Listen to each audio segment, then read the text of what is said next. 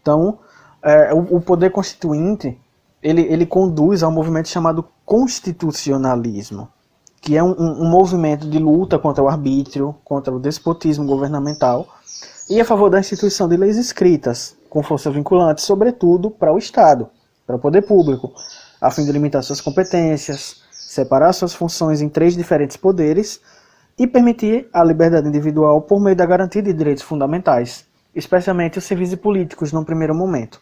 Isso porque depois vocês vão ver no segundo período, na disciplina de Direitos Humanos e Fundamentais, que os direitos possuem famílias, por assim dizer. São conjuntos de direitos, são gerações e dimensões de direitos que vão evoluindo conforme as necessidades da sociedade.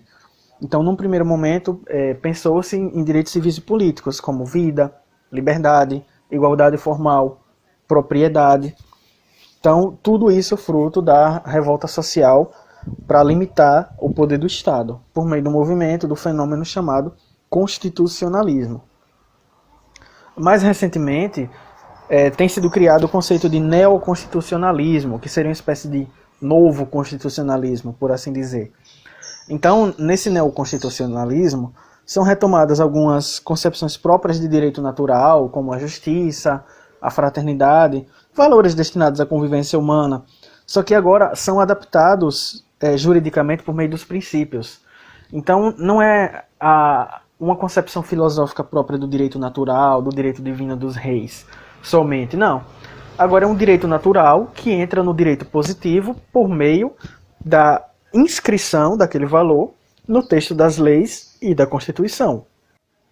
Então eles deixam de ser valores apenas axiológicos, apenas valorativos, para se tornarem princípios jurídicos com força vinculante e eficácia obrigatória.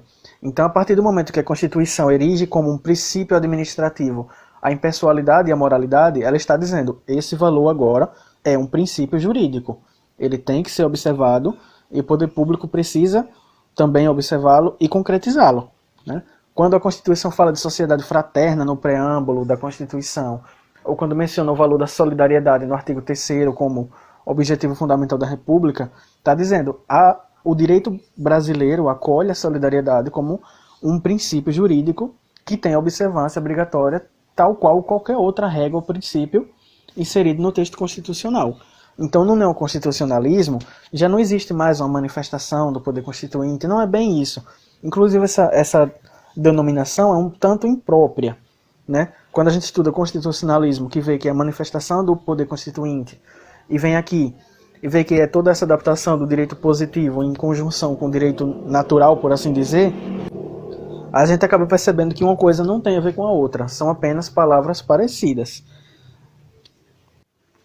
De toda forma, neste último, que é o neoconstitucionalismo, esses valores são inseridos na Constituição sob forma de princípios, junto com as outras normas, para melhor proteger as instituições democráticas e os direitos fundamentais. Tudo isso em virtude das atrocidades que foram cometidas durante a Segunda Guerra Mundial. Por que sempre se associa o positivismo, o justnaturalismo e o neoconstitucionalismo com a Segunda Guerra Mundial? Porque naquele período, as leis elas não tinham a seriedade, por assim dizer, que tem hoje. A Constituição não tinha salvaguardas e proteção como tem hoje, que tem um Tribunal Constitucional, uma Suprema Corte à sua disposição para defender de normas inconstitucionais.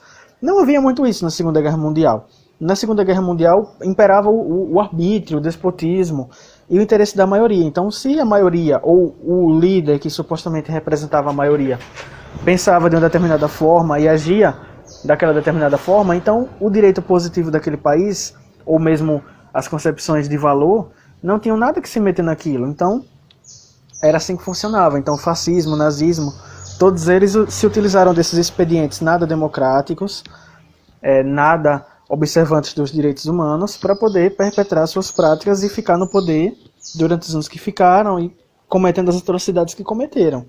Então, depois da Segunda Guerra Mundial, pensou-se o seguinte: nossas constituições são fracas, nós não temos princípios, nós não temos concepções de valor nas leis, nossas leis são frias, nossas leis são mortas, são estéreis e só servem para ficar estampadas em museus, em códigos, mas elas não têm vivência, são leis frias que não regem a vida, porque qualquer governante chega com arbítrio e faz o que quer. Então, de que serve a Constituição? E aí foram criados os princípios, né?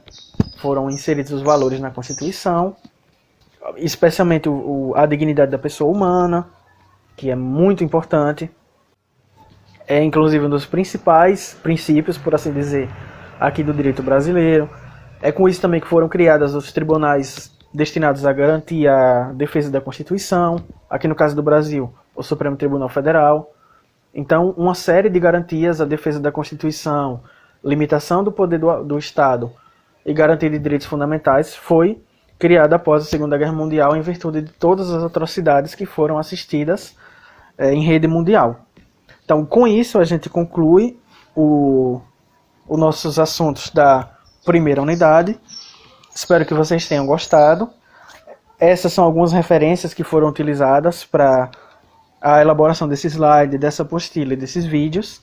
Os 3 livros foram consultados por mim, são muito bons, têm uma linguagem muito clara, muito resumida e podem ajudar bastante a vocês a complementar os estudos. Então, desejo muito sucesso nessa primeira unidade, que vocês tirem uma boa nota e, mais que isso, que aprendam, que saibam discernir as coisas, que tenham um raciocínio crítico, que tenham um discernimento, para que vocês possam produzir o próprio conhecimento. Então agradeço a atenção dispensada, espero ter ajudado. E na segunda unidade vamos ter mais um material assim também. Seguindo esse mesmo esquema de apostila, vídeo, slide e umas questões também para praticar, umas questões subjetivas e objetivas. Bons estudos!